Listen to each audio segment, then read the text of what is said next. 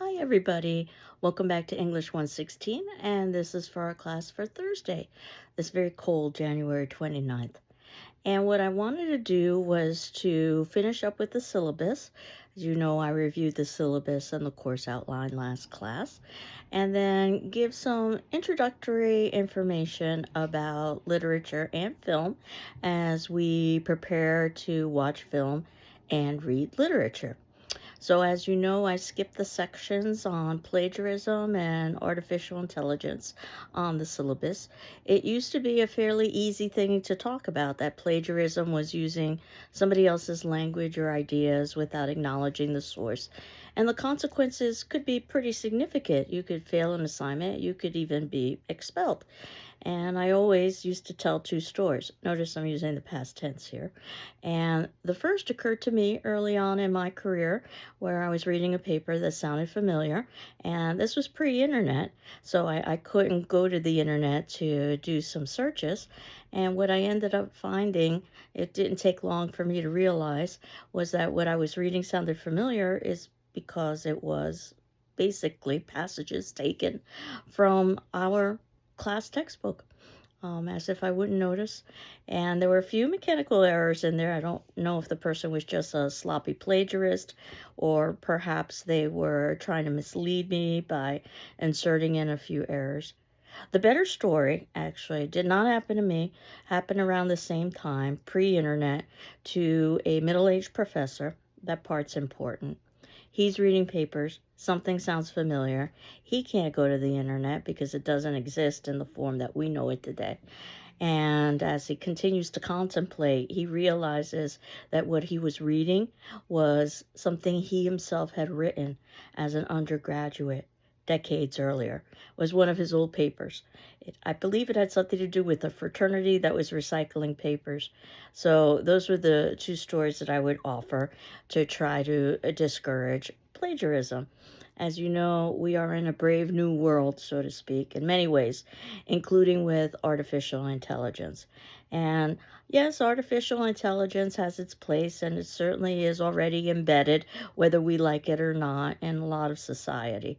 But the section that I have on artificial intelligence in the syllabus was my attempt to sort of deal with this rapidly evolving technology that ultimately I would prefer not be used in this kind of class. And the reason why is and I believe you, should think of artificial intelligence as a kind of professional tutor. Nothing more, nothing less. AI can either be used or abused. It can be helpful or harmful. It can be correct or incorrect. It can be efficient or inefficient. So, for this class, which emphasizes thinking and learning, please use your natural intelligence instead of artificial intelligence. And I understand the temptation for trying to improve your grade, but keep in mind the way that this class is structured so that you are basically evaluated based on effort as well as product. 25% is just watching these videos and answering their corresponding attendance question. 25% is paper number one, which you can rewrite for a higher grade. So that's already 50%. Paper number two is just a duplication of what you would have done in paper one with a different text. And then finally, the final examination, open book, open note, cumulative, but would be in effect you're synthesizing everything that we've talked about this semester. So, in this particular instance, I think that it makes sense not to use artificial intelligence. And I certainly have lots of concerns about it. And yes, I suppose if you believe in doomsday, the machines will take over and humanity will be lost. But that's really not my primary concern. I think about the energy resources that we're using for these data sensors, which I find quite troubling, and I don't think we're spending enough time discussing. I think also about the way that artificial intelligence has been said to, quote, hallucinate, unquote. A rather troublesome term, I think, because that assume some sort of awareness, self-awareness, but nevertheless, artificial intelligence has been wrong, sometimes dramatically wrong. And there's lots of cases in courtrooms where attorneys who should know better ended up using artificial intelligence and ended up citing case law that never existed. And they were caught in doing that. And, their licenses are at risk. So I think about that. And I think about the incredible use of resources. And I think about the rapidity of the changes that are occurring. So, if you know anything about the Industrial Revolution, these changes did occur and I believe should occur over decades, not over days, which is what's happening with artificial intelligence. And the reality is that the artificial intelligence at the ending of this semester will be very different than what exists now at the beginning of the semester. And I think that it has grave consequences, politically, socially, economically. So put all of those together and just add a little touch of ethics about how artificial intelligence is gathering information that was originally created by humans, and those humans aren't being compensated or given credit in any way. And I hope I've persuaded you, at least for this particular class, which focuses on understanding and learning and interpreting, that you not use artificial intelligence. So, moving forward, we are talking a little bit about the introduction to literature. So, these are readings that I could not find for free online. That said, whenever I can, and usually I can for the films and for the text, I will provide that to you, though I can't guarantee that I'll always be able to do that. But what the big takeaway is in those introductory readings, which basically are not yet the actual literature that we'll be reading in the class, is that literature doesn't have a neat and tidy definition. Yes, you can look it up in Webster's perhaps, but that ultimately is not going to get to the essence of what it is. What does literature do? Hopefully it broadens perspectives. Yes, it can entertain. I know you might not think of Shakespeare as entertaining, but he was the television of the day. It oftentimes provides social commentary. It's one of the reasons why it can be so controversial. It's one of the reasons why so many pieces of literature have been banned, because they encourage, of all things, thinking and new ideas. It uses language in interesting ways, in unique ways, creative ways. You might have heard of a text called Moby Dick, which our textbook discusses, that it's considered a great piece of literature, but at the time that it was written, it wasn't. It was just considered to be a study of whales, and it was only years after the fact that it was rediscovered as a piece of literature, that the whale was a symbol. All of this gets down to what we call canon, Canon. Those works considered by scholars and critics and teachers to be most important to read and study. Because I suppose, in the broadest sense of the word, literature is anything that's written. But of course, if you know anything about the history of literature, then you know the great epic poems began in the oral tradition. But anyway, I guess, when you go to, let's say, a store and you ask for a piece of literature about an appliance, what you're looking for usually is an instruction manual. And in that sense, literature is quite broad, but we wouldn't be studying an instruction manual in class. So usually what we study is fiction. So, and only certain kinds of fiction. So there are probably certain authors you would expect to read. The names that scholars and critics and teachers have deemed important, that have been passed on by generation to generation. And they're probably names, usually popular fiction writers that write for entertainment and profit primarily, that usually aren't considered to be great pieces of literature. That's not to say that a great piece of literature couldn't be written for entertainment and profit, but it probably has a broader goal than that. Actually, that's going to be today's attendance question, is asking you to try to determine, you, not a computer program, what you think literature is. And it's a question we'll grapple with the entire semester. But In terms of thinking about the history of this, I suppose you could say that the study of literature from an academic perspective, from a collegiate perspective, really began in the early 1900s, and they were a group of people who called themselves the New Critics, or I'm sorry, who called themselves the Formalists. Forgive me. So they were called the Formalists because they basically studied the formal structure of a work.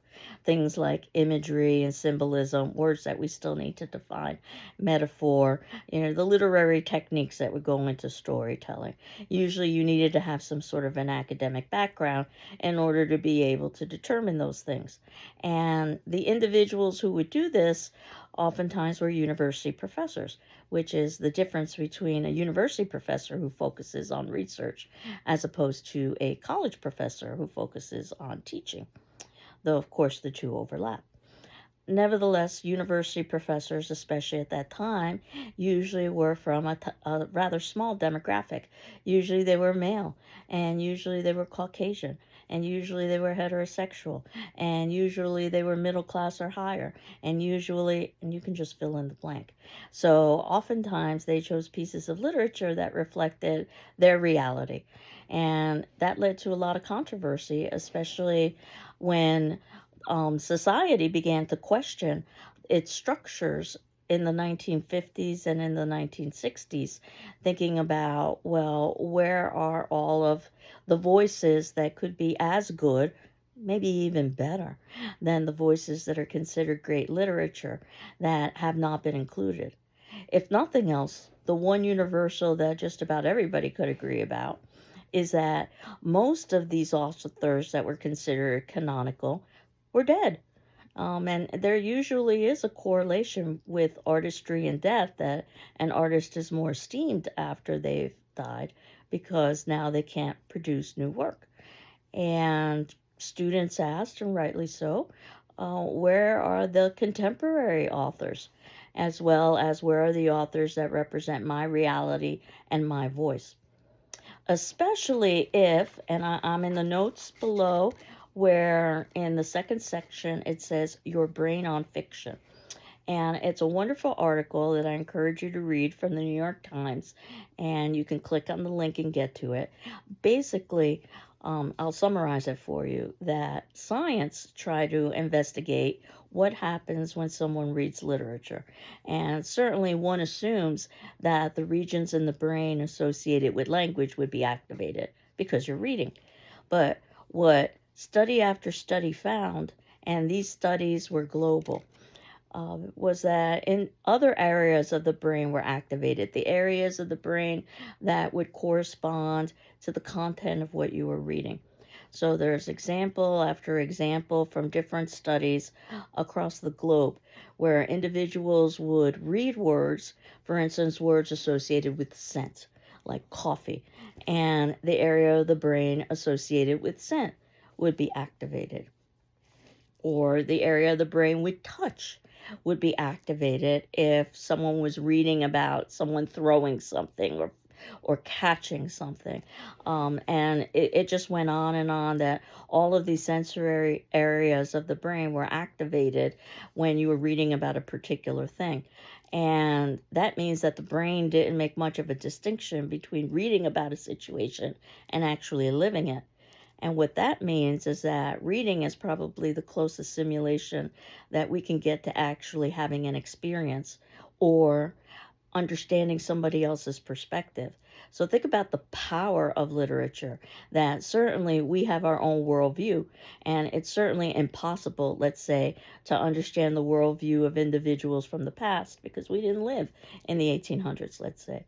But perhaps this is the closest we can get to, at least from a scientific perspective, with our understanding the lifestyle of an 1800s individual or somebody from a different demographic than ours. So, literature can serve as this huge teaching tool about humanity, which I really think is the great power of literature. It's also the great fear, again, I think, of literature, that it's oftentimes seen as subversive because it encourages people to think differently. And thinking can be very dangerous, particularly if that thinking questions the status quo, as many pieces of literature do. But that said, going back to the idea of literary scholars and critics, that the formalists were looking at the formal elements of a work, the language, the structure, and the tone. And then the new critics, mostly in the 1960s, but I guess you could say starting in the 1940s, talked a little bit about how we needed to expand the canon, those individuals that we would read, so that ultimately it could reflect different life experiences, different demographic groups. And what was appealing about the new critics is that they focused on a close reading of the text. So you didn't need to have any kind of academic background, that as long as you could read, you could interpret.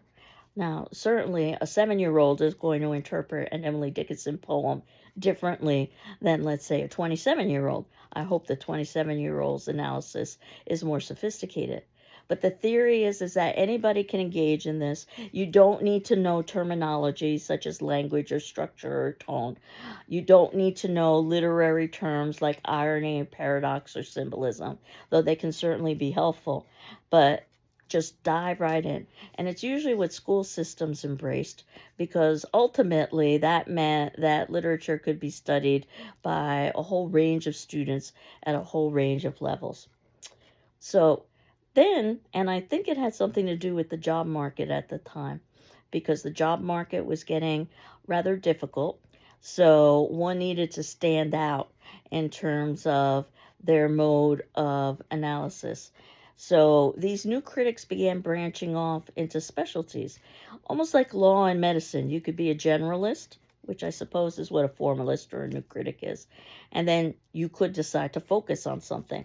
And many times, the things they focused on are referenced in the names they gave themselves. So, biographical critics, for instance, focused on biography, the biography of the author, stating that that influenced the author's writing. And there is truth to that. But remember, writing is also fiction. So, you don't want to necessarily assume that everything an author is writing about is autobiographical. Psychological critics focused on, well, psychology and mental states. And you could do that based on the characters and analyze their mental states. You could do that based on the author, analyze the author's mental state, or the reader and the reader's mental state and how that influenced the reader's perceptions. Historical critics looked at history, past events, and how that might influence a work. Marxist critics looked at socioeconomics. So, if you're taking an economics class, probably you've studied Marx, who talks about class systems. So, this is very interdisciplinary. Some of the terms that these scholars chose for themselves, I think, were not necessarily as powerful as they could be, because I think they are somewhat limiting, such as the new historicist critics, because they were studying history but doing something a little bit different, not looking at the usual things we examine with history, dates and places and people. They were looking more at culture. And the broadest sense of the word, culture, is just a group of individuals who share some commonalities, beliefs, and attitudes and values. And there are some critics who will argue that if you really want to understand a group of people, that ultimately what you would do is study their culture, the music they listen to, the clothing they wear, that probably is going to give you more information than knowing their, let's say, political affiliation or their religious affiliation.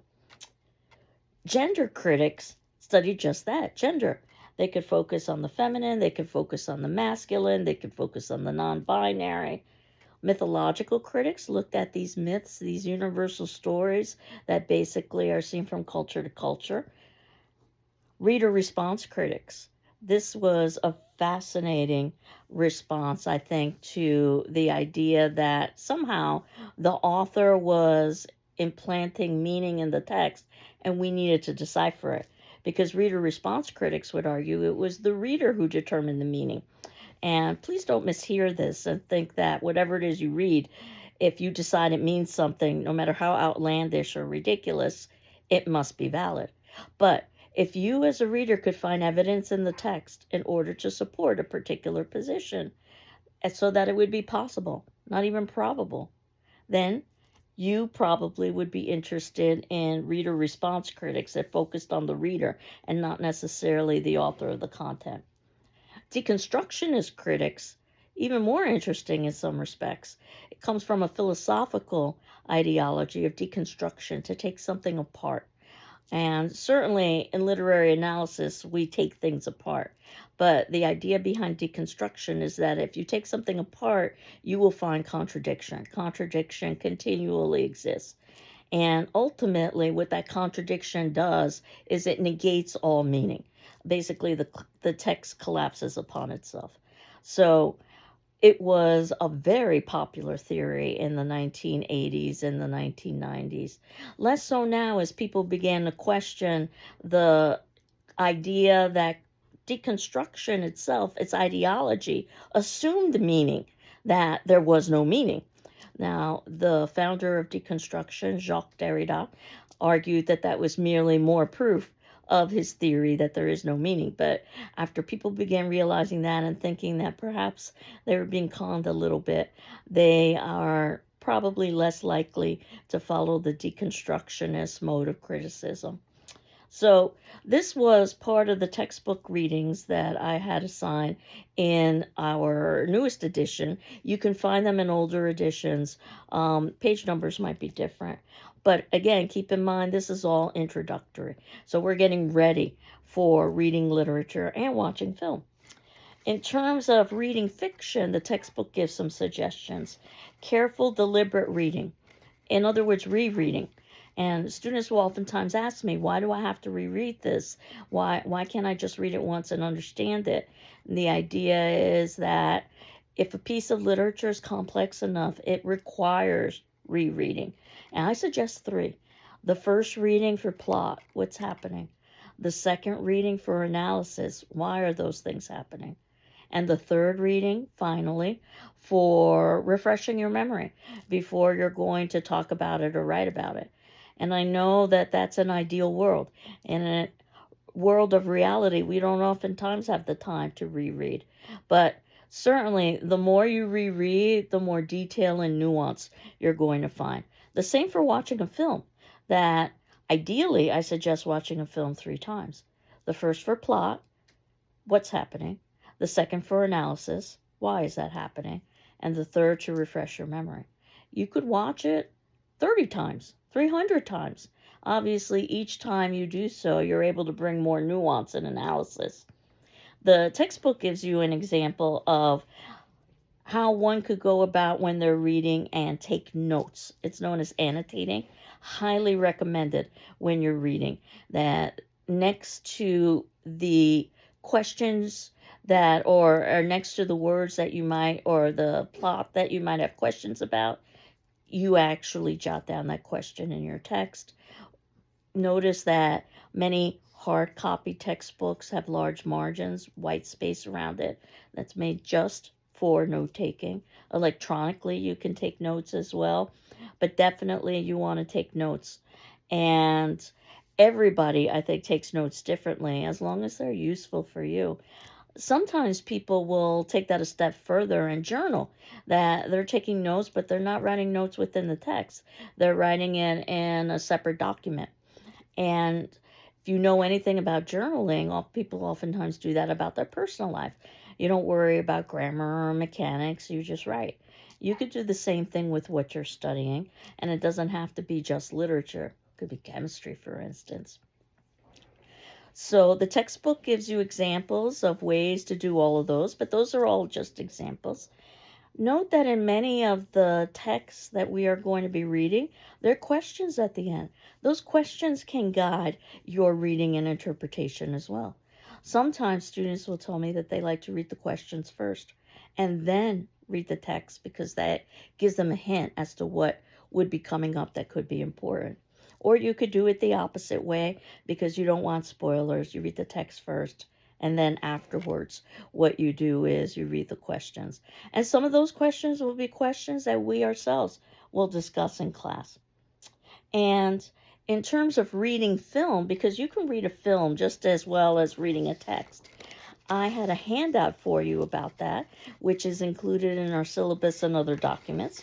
You can see in our notes below, that's section 5. And if you were to go on our syllabus and other documents and find that handout, as you know, I suggested that you might want to make hard copies of the handouts, that movies and literature both utilize storytelling, but in movies, pictures tell the story. After all, we say we watch movies, we don't say we hear movies. In literature, only the words tell the story. Film is the only literary form where the text moves and also has a sense of permanence. I mean, in live drama, the text moves, but it doesn't have a sense of permanence because once it's done, it's gone, unless, of course, it's filmed. Films are motion. That's why we call them motion pictures. And they oftentimes will show us rather than tell us, which is usually the goal that great authors have as well. If something is shown in a film, it's probably important. Just like if something is mentioned in a text, it's probably important. Sometimes authors or filmmakers can try to deceive you. There's even a term in film for this. It's known as a Hitchcock MacGuffin. It's a deliberate misdirection. Psycho is perhaps the best example of that, where we think it's about one thing, but it's really about something completely different. And images offer suggestion, extended meanings. So when we are watching film, we have to think about the fact that lots of people are involved, not just the screenwriter. So you've got actors, and their interpretation is going to influence something. Think about the Academy Awards and the number of people who are involved in a particular film production. The camera person, for instance, hugely important because the camera is really thinking for us in many respects. It's showing us or not showing us what the director and camera operator want us to see. Again, if we're watching a stage play, we can decide where to put our attention. But if you're watching a film, the camera angle is going to determine where we're putting our direction. And of course, some of the more famous directors, people like Spielberg, have achieved a status that's even greater than A-list actors, for instance. Maybe this is why so many actors want to be directors. And we can analyze film now much better than we were able to do in the past because we now have home access. So before, all you had were movie theaters. So you couldn't pause for reflection. You couldn't fast forward. You couldn't rewatch easily. All the things that we can do now. And film, just like literature, is oftentimes classified by a genre or a category. It's not so easy necessarily, though, to define specific categories. Take something like Frankenstein. It sometimes is listed as horror, sometimes it's listed as science fiction. In fact, we study Frankenstein in my women in literature class, so there are lots of different lenses sometimes. And it's not so easy to show mental states in film. Keep that in mind. It's much easier in text because you can just write out that a character was thinking. It's not necessarily that easy when you are creating a drama or you are creating a screenplay. An actor perhaps can recite dialogue that would tell us what they're thinking, or perhaps they can have some conversation about what they're thinking. Sometimes a film might use something like a voiceover, but it's not as smooth as what it would be if you were actually reading a text. And there is a reason why we call movies magic, because they are kind of about illusion, special effects. And in fact, the film we are going to see, Citizen Kane, is really a special effects film, even though it doesn't look like it's a special effects film, because it really used many creative advanced techniques at the time that thought were impossible in terms of filming, which we will discuss. So you can sort of assume that there are three parts to a movie: a beginning, a middle, and an end. Just like you can assume usually there's three parts to a piece of fiction: a beginning, a middle, and an end. For a movie, you could think about the first half hour or so being a kind of act one, the beginning. This is where we're introduced to characters. And then in a movie, from minute 30 to about minute 60 would be act two. This is where we get the development of conflict. And then you could think about the latter part of the movie, think of it as act three if you wanted to. The last 30 minutes where you get a resolution, though it may not necessarily be a resolution that you'd like. Most movies fall between 1 to 2 hours. Certainly, you can have a much shorter movie, but again, you have to think about the economics of it. Is this going to be profitable? Our audience is going to feel satisfied if they had a movie that was just 5 minutes long, for instance. Or would audiences be able to tolerate a movie that's 5 hours long, for instance? So usually the ballpark is within 1 or 2 hours, but certainly you can break the rules with that. So some terminology with movies: frame is a single shot. Each shot should tell a story, and there are 24 frames per second. That's how we get the idea of movement. Scenes are a series of frames that tell a story, and a sequence is where we have multiple scenes telling a story. And things to consider when you're watching film outside of just the plot. Think about the choreography, which is all determined ahead. The movement that's occurring, where people are standing. Cinematography, as I had mentioned earlier, the filming of the piece. The sound. Audio can be so important, and not just audio for voice, but let's say the background soundtrack. The framing of the scene. What is it that we see or don't see in that scene? The way that editing is done. Do we cut? Do we fade? Do we dissolve? The camera angle, the lighting, the distance. Medium shots usually provide the most information as compared to close-ups where you can focus on a particular element, or a long shot where you get something that's shot so far away that you can't really focus on anything. If you've ever heard the term dollying, that's a camera that's running back and forth. You probably know the term zooming from your own photography, where you can go closer or farther away. Panning is a stationary camera moving side by side. Sound, as I had indicated, is the dialogue and the musical score, also the sound effects. And even just the film stock, as opposed to just black and white. Now we have the option of black and white and color, though in the early days of film that wasn't necessarily the case. So now this is as much an artistic choice as it is a technical choice.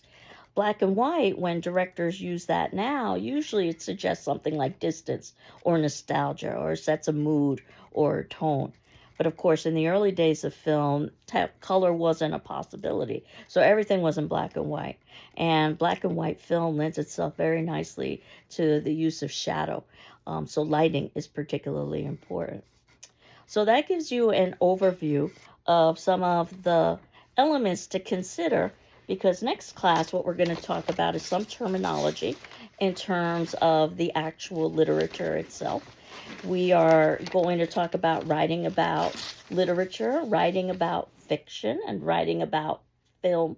So all of that's still introductory to help prepare us for our first film, which happens to be Citizen Kane. So, in terms of today's attendance question, what I am asking you is to help define what you think literature is. And more importantly, what do you think makes a piece of literature or film worthy of being included in the canon? And the reason why. What makes a great piece of literature? So I'm looking forward to reading your responses, just like I'm looking forward to reading your introductory responses from last class. I'll leave this class with my introduction since I wasn't responding to the discussion forum question. I was born and raised in New York City.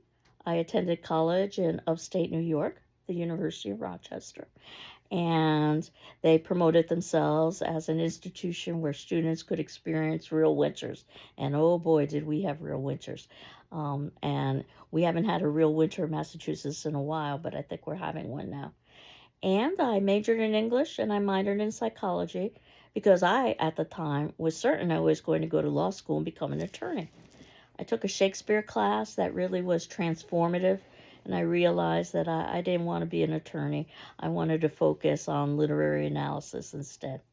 So instead of going to law school, I went to graduate school to study Shakespeare, actually, and his contemporaries. But I made sure to go to a school in a warm climate, Los Angeles, UCLA to be exact. Though UCLA, while they may not necessarily have real winters, they have their own issues, mudslides and earthquakes and so forth. Nevertheless, I finished up my education with Shakespeare and his contemporaries, began my teaching career, realized that I really wanted the real winter after all. I wanted to come back home, which meant anything on the East Coast as far as I was concerned. So I applied to positions, and one was in a place I had never heard of before, in Greenfield, Massachusetts. So you know how this story will end. And I went out for an interview. We talked a bit about what my transition might be like after living in California for several years. But after all, I was accustomed to the winter both in New York City. New York City does get winters. Certainly upstate New York, Rochester, New York gets winters. So I began, and I started in the 1993 academic year, which ended up being a historical year. And the reason why is because that winter broke most of the existing records that existed for snow, cold, and ice. It was an absolutely brutal winter, and I was completely unprepared. So much for the winters here are not that bad. But I've been through that winter and have experienced all kinds of winters, warm, cold, and everything in between. I mostly teach English classes, but over the years I've sort of expanded my repertoire. I teach both public speaking and communication classes. I teach media classes. And if you've heard through the grapevine that there's a horror film class at GCC, yes, there is. And I'm the one who teaches it. So that's a little bit of my background. So again, I leave you with your attendance question. Again, you have 48 hours to respond to it. So that would be due on Saturday, but feel free, of course, to ask for an extension. What do you think makes a piece of literature or film a piece of literature that's worthy of being included, or a film that's worthy of being included in the canon, and why? I hope you're doing well. I'm doing well, and we will continue on next class. Take care. Bye-bye.